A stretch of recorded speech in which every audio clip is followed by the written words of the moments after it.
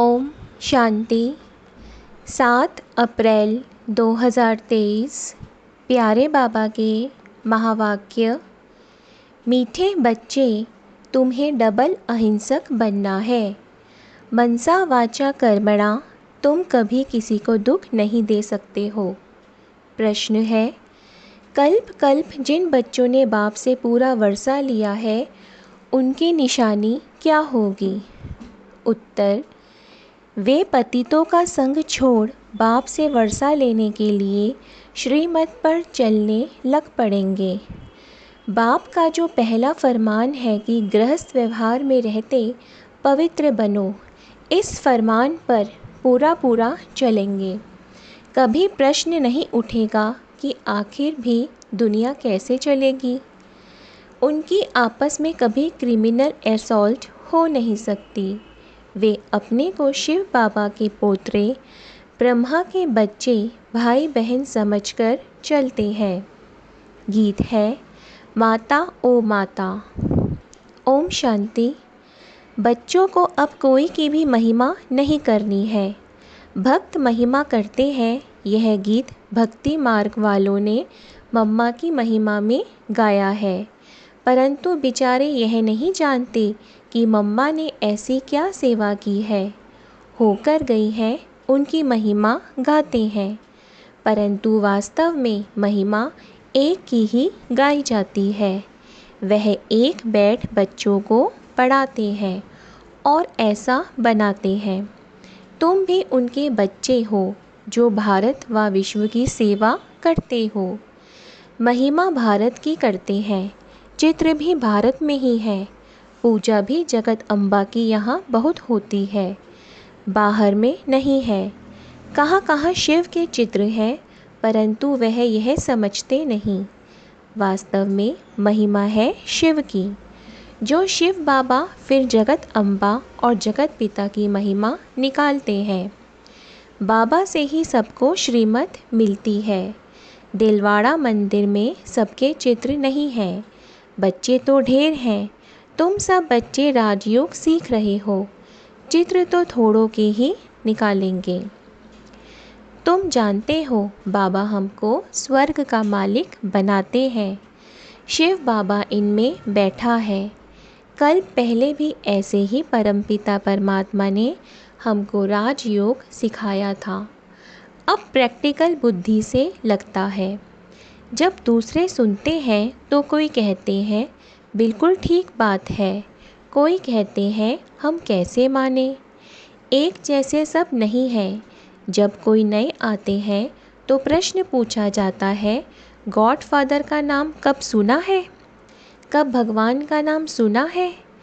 ऐसा कोई मनुष्य नहीं होगा जो कहे कि हम गॉड फादर को याद नहीं करते हैं, क्योंकि अभी सब दुखी हैं, इसलिए परमात्मा को याद ज़रूर करते हैं। सतयुग में कोई ऐसा नहीं कहेंगे कि पतित पावन आओ। दुख में सिमरन सब करते हैं, सुख में सिमरे ना कोई। दुख में सिमरन किसका करते हैं? एक का। भल सिमरन करते हैं, परंतु जानते नहीं, सिर्फ महिमा करते हैं। यहाँ तो है सारी धर्म की बात। गाया जाता है, रिलीजन इज़ माइट। कौन से रिलीजन में इतनी माइट है? सभी रिलीजन में तो इतनी माइट नहीं है। बाप आकर एक देवी देवता धर्म स्थापन करते हैं। बाबा को कहा जाता है ऑल माइटी। तो जो धर्म स्थापन करते हैं उनमें भी माइट है। तुम जानते हो हम देवता धर्म वाले बनते हैं तो हमारे में कितनी माइट आती है। हम बाप से राजाई लेते हैं, हम कोई हिंसा नहीं करते हैं। सतयुग में दोनों हिंसा नहीं होती। एक काम कटारी की हिंसा, दूसरी किस पर क्रोध करना, कुछ बुरा अक्षर कहना, यह भी बाण चलाना है। इनको वायोलेंस कहा जाता है। तुम किसको दुख नहीं दे सकते। बाबा कितना अच्छा सिखलाते हैं, सबको सुखी बनाओ। मुख्य बात काम कटारी चलाना, यह है सबसे बड़ी हिंसा। बंदूक आदि चलाना, मारना, वह भी हिंसा है। कोई भी प्रकार से किसको दुख देना हिंसा है। इसलिए बाप ने कहा है, काम महाशत्रु है। गाया भी जाता है, अहिंसा परमो देवी देवता धर्म। उनमें दोनों हिंसाएं नहीं हैं। कभी भी किसको मनसा वाचा कर्मणा दुख नहीं देते हैं। बाप आकर स्वर्ग की स्थापना करते हैं। कल पहले की थी, अब फिर कर रहे हैं। किसको मारना, पीटना, क्रोध करना सबसे छुड़ा देते हैं। मुख्य बात है पवित्रता की। इसलिए राखी बंधन गाया हुआ है। बहनें बैठ भाइयों को राखी बांधती हैं कि काम कटारी नहीं चलाना, परंतु मनुष्य यह अर्थ नहीं समझते। तुम हो ब्रह्मा के बच्चे, शिव के पोतरे, तो तुम भाई बहन हो गए। आपस में कभी क्रिमिनल असॉल्ट नहीं कर सकते। यह है पवित्र बनने की युक्ति। बहन भाई कभी आपस में शादी नहीं करते हैं। तो बाप समझाते हैं, कल्प कल्प जिन्होंने वर्षा लिया है वही श्रीमत पर चलते हैं। अधर कुमारी कुंवारी कन्या का मंदिर भी है। गृहस्थ से निकल फिर बाप के बच्चे बने हैं तो उन्हों को अधर कहा जाता है। ज़रूर होकर गए हैं, अब फिर प्रैक्टिकल में है। ऐसे मत समझो कि हम पवित्र बनेंगे तो सृष्टि कैसे चलेगी। अब यह तो पतित दुनिया हो गई है, अब चाहिए पावन दुनिया। पतित दुनिया तो चलती ही रहती है, बंद नहीं होती है। तो तुम्हें पतितों का संग छोड़ना पड़े। बाबा आकर विकारी दुनिया की रचना बंद कर देते हैं। सतयुग से निर्विकारी दुनिया शुरू होगी। बाप आकर बच्चों को फरमान करते हैं, फिर कोई माने ना माने। श्रीमद् भगवानुवाच। भगवान बच्चों को बैठ पढ़ाते हैं। क्या बनाएंगे? ज़रूर भगवान भगवती बनाएंगे। जो जैसा है वह ऐसा ही बनाएगा। निराकार भगवान बैठ निराकार आत्माओं को पढ़ाते हैं इस शरीर द्वारा। यह है बाबा का लॉन्ग बूट। बाबा को शरीर तो चाहिए ना। उनकी शरीर रूपी जुत्ती पुरानी हो गई है।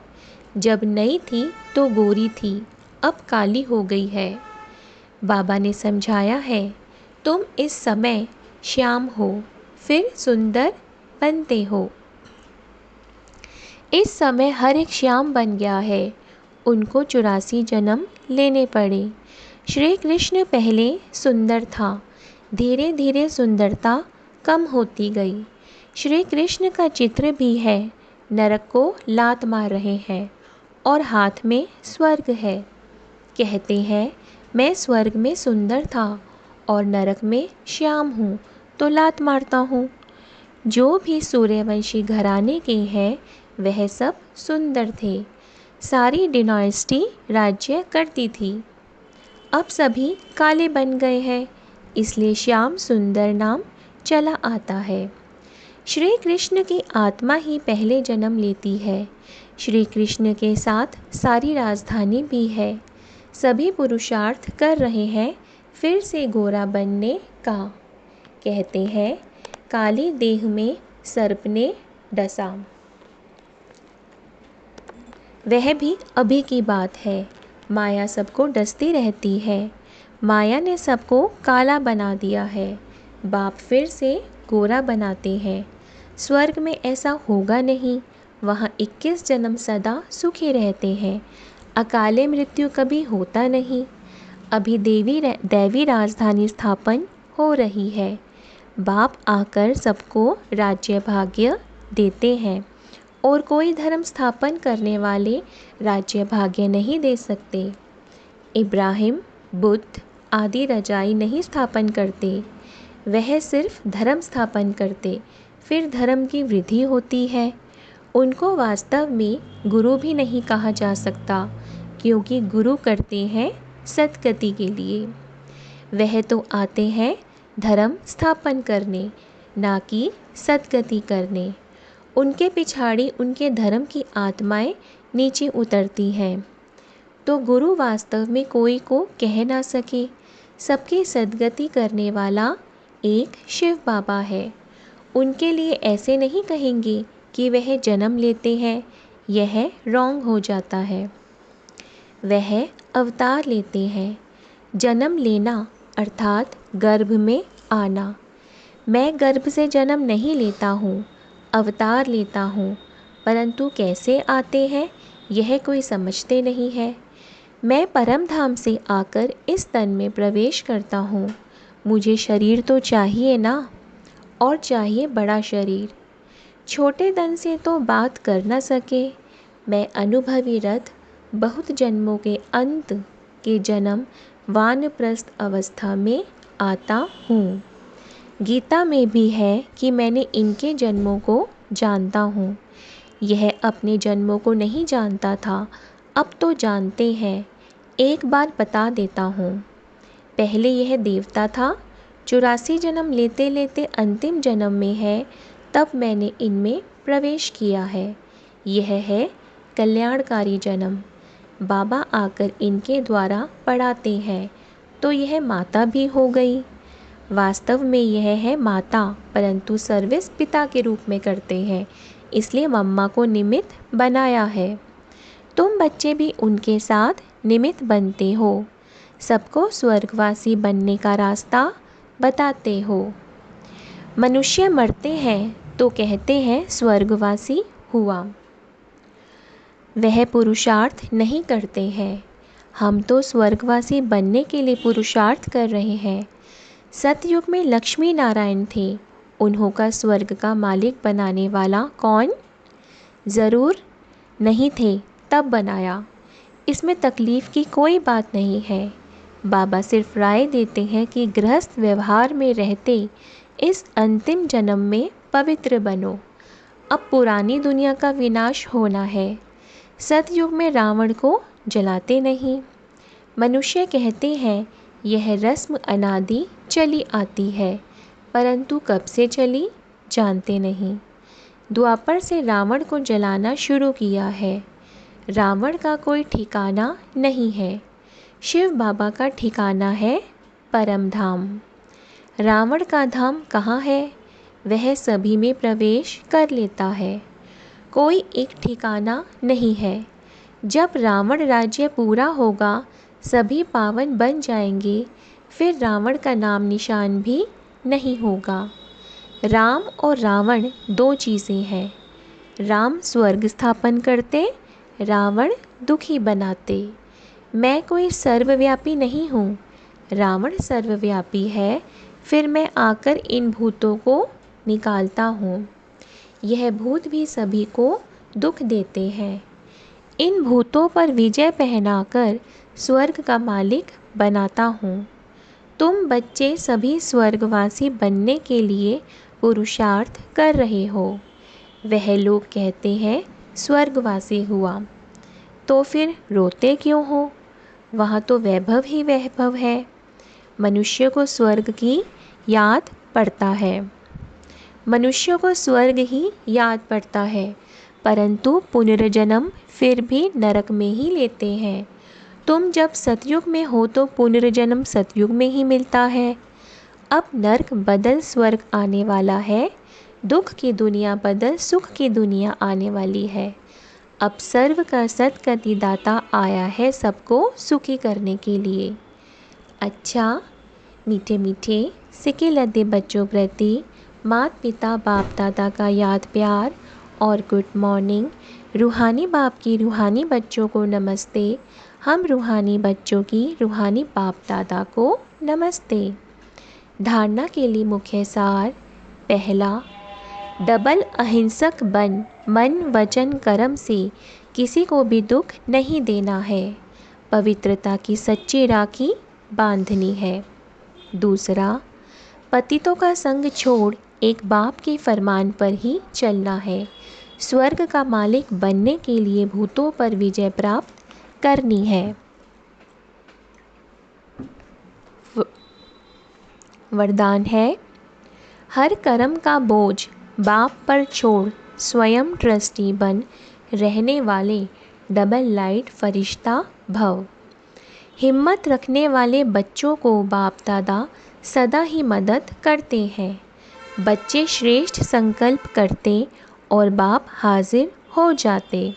सिर्फ बाप के ऊपर सारा कार्य छोड़ दो तो बाप जाने कार्य जाने। खुद अपने ऊपर जवाबदारियों का बोझ नहीं उठाओ। ट्रस्टी बनकर रहो तो सदा हल्के डबल लाइट फरिश्ता बन उड़ते रहेंगे। दिल साफ है तो मुराद हासिल हो जाती है। स्लोगन है, उमंग उत्साह के पंख साथ हो तो उड़ती कला में उड़ते रहेंगे। उमंग उत्साह के पंख साथ हो तो उड़ती कला में उड़ते रहेंगे। ओम शांति।